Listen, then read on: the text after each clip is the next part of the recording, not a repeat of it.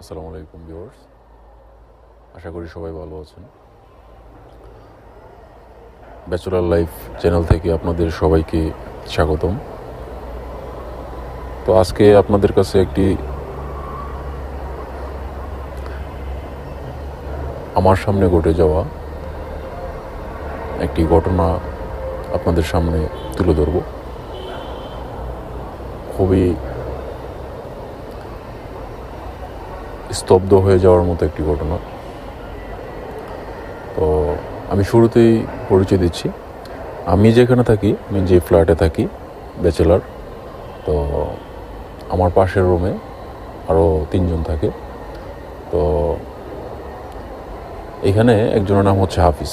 তো সে আমাদের কোম্পানিতে জব করে।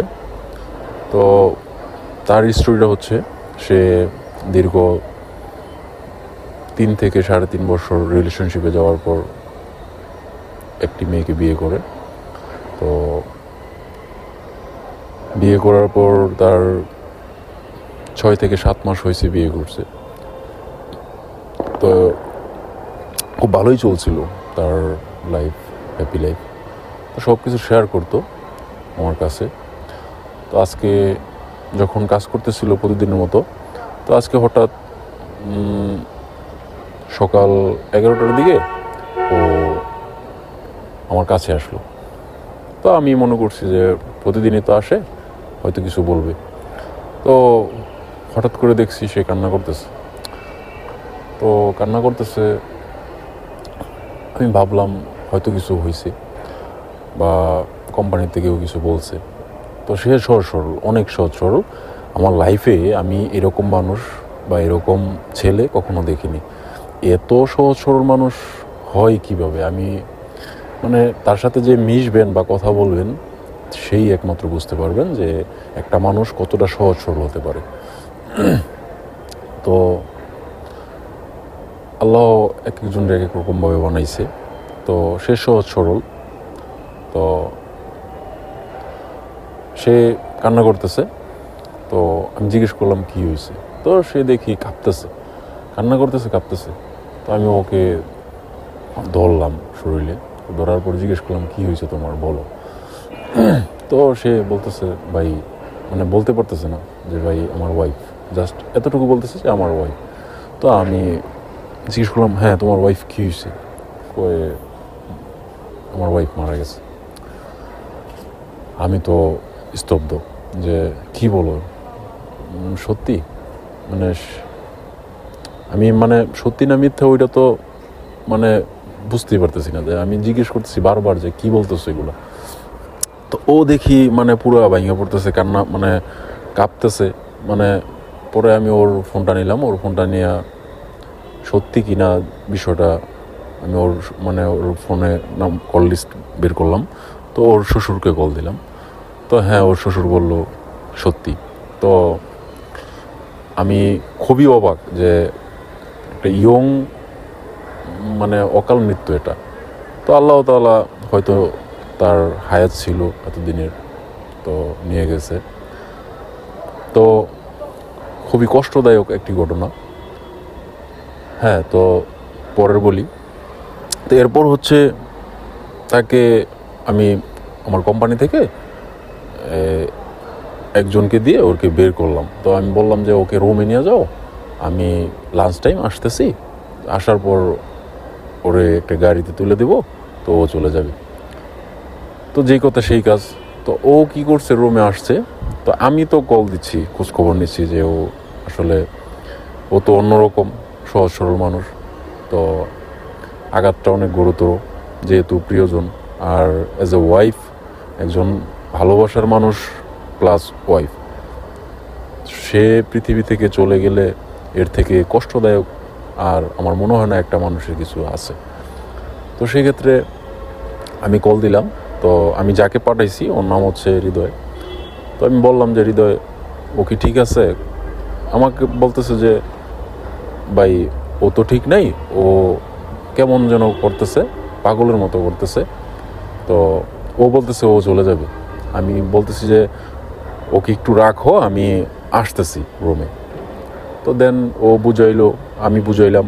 তো ও থাকতে চাইতেছে না, তো ও চলে যাবে। তো ও যেহেতু চলে যাবে, থাকতে চাইতেছে না, তো সেই ক্ষেত্রে ওকে তো আর রাখা যায় না। তো আমি বললাম যে ফোনের মাধ্যমে যে ঠিক আছে, ওরে তুমি বাসে তুলে দিয়ে আসো। তো যেই কথা সেই কাজ, তাকে দুইজন গেল তারা, তো হৃদয় বাসে ওঠাই দিল। তো তার বাসা হচ্ছে বরিশাল। তো বাসে ওঠাই দিল, আমি কল দিলাম বাসে উঠছো, যে বলতেছে, কান্না করতেছে, বলছে হ্যাঁ ভাই বাসে উঠছি। আমি কি ঠিক আছে, সাবধানে যাও, আর ফোনটা খোলা রাখো, আর তুমি পৌঁছায় আমার কল দিও, আর আমি কল দিচ্ছি একটু পর পর, তোমার খোঁজ খবর নিচ্ছি। তো বলতেছে ঠিক আছে ভাই। তো ও কান্না করতেছে। তো ওর সাথে যাওয়া উচিত ছিল, কিন্তু কোম্পানির কাজে ব্যস্ততার কারণে আমি যাইতে পারিনি, কারণ ওর সেক্টর বা আমার সেক্টর সম্পূর্ণ আলাদা। তো ও যাচ্ছে, তো আমি 2টার দিকে একবার কল দিলাম, হ্যাঁ ঠিক আছে। ও পৌঁছেছে হচ্ছে আপনার মাওয়াতে। তো আমি 3টা-4টার দিকে কল দিলাম। 4টার দিকে কল দেওয়ার পর হ্যাঁ ও হচ্ছে ফেরিঘাট, আরিচা ফেরিঘাট বলতেছে। তো এরপর কল দিলাম, ওর ফোনটা বন্ধ। তো ঠিক আছে, আমি মনে করছি হয়তো চার্জ শেষ, তো সে বাসায় গেছে। যাই হোক, হ্যাঁ বাসায় গিয়ে বসেছে, তো তার খোঁজ খবর নাই। তো আজকে রাত 10টার দিকে আমি কল দিছি, ওর ফোনটা বন্ধ। তো যাই হোক খুলছে, তো খোলার পর ও ফোন ধরে নেয়, রিসিভ করছে ওর আন্টি। তো ওর আন্টি বলতেছে হ্যাঁ হ্যালো। ওর আমি বললাম যে সালাম দিলাম। তো সালামের পর জিজ্ঞেস করলাম যে হাফিজুল কি পৌঁছেছে? তো বলতেছে হ্যাঁ পৌঁছেছে, বাট ও আসার পর ও আসছে হচ্ছে রাত 9টার পরে। তো 9টা 7 মিনিটে পৌঁছেছে বাসায়। তো ঠিক 9টায় তার প্রতিবেশী, তার ফ্যামিলি, হ্যাঁ তার সবাই মিলে তার জন্য অপেক্ষা করছে। তার ফোন বন্ধ ছিল। দেন অপেক্ষা করার পর সে আসতেছে না বিদায় তাকে দাফন কাফনের ব্যবস্থা করা হয়েছে, তাকে মঞ্জিল দেওয়া হয়েছে। তো মঞ্জিল দেওয়া হয়ে গেছে, এর 5-7 মিনিট পর সে বাসায় পৌঁছেছে। তো এক হচ্ছে তার প্রিয় মানুষকে সে দেখতে পারে নাই, মৃত্যুর আগে তো ছিল না, সাথে পাশে ছিল না। প্রথমত হচ্ছে সে হারাইছে তার প্রিয় মানুষ, তার বউ, অ্যাজ এ ওয়াইফ হারাইছে ফুল লাইফের জন্য। দ্বিতীয়ত সে লাস্ট দেখাটা দেখতে পারে নাই। তো সে ফোনটা বন্ধ ছিল, সে জ্যামে আটকা পড়েছিল, সে যাইতে লেট করছে। আর হ্যাঁ এখন আপনারা বলবেন যে সে তো অন্য কারো ফোন নিয়ে একটা কল দিতে পারতো। আমি তো শুরুতে বলছি সে এতটা সহজ সরল বলার মতো না। সে যে আরেকজনের কাছ থেকে ফোন নিবে ওই সিচুয়েশনটা মনে হয় না তার ছিল। তবে আমি ওর সাথে কথা বলে যেটা বুঝলাম, তো ও সেন্সলেস হয়ে গেছিল। তো ও যাইতে যাইতে প্লাস 1-2 ঘন্টা পর নাকি তার সেন্স ফিরছে। তো ও যখন চোখ খুলছে তখন নাকি দেখছে 8:30 বাজে, মানে 8:30 বাজে। তো বাসায় পৌঁছেছে 9টা। তো তখন যাই দেখে তো আর নেই। তো তার জন্য অপেক্ষা করছিল। এই মাগরিবের পর জানাজার নামাজ দিছিল, মাগরিব নামাজের পর জানাজার নামাজ পড়ছিল। তো তার জন্য অপেক্ষা করছিল।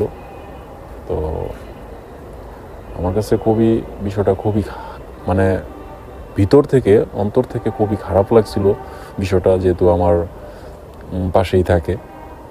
তো আমার মনে হচ্ছে যে ঘটনাটা শেয়ার করার মতো আপনাদের কাছে। ব্যাচেলার লাইফে একটি ঘটনার সাক্ষী হলাম, এই জন্য আপনাদের কাছে শেয়ার করলাম। ধন্যবাদ সবাই।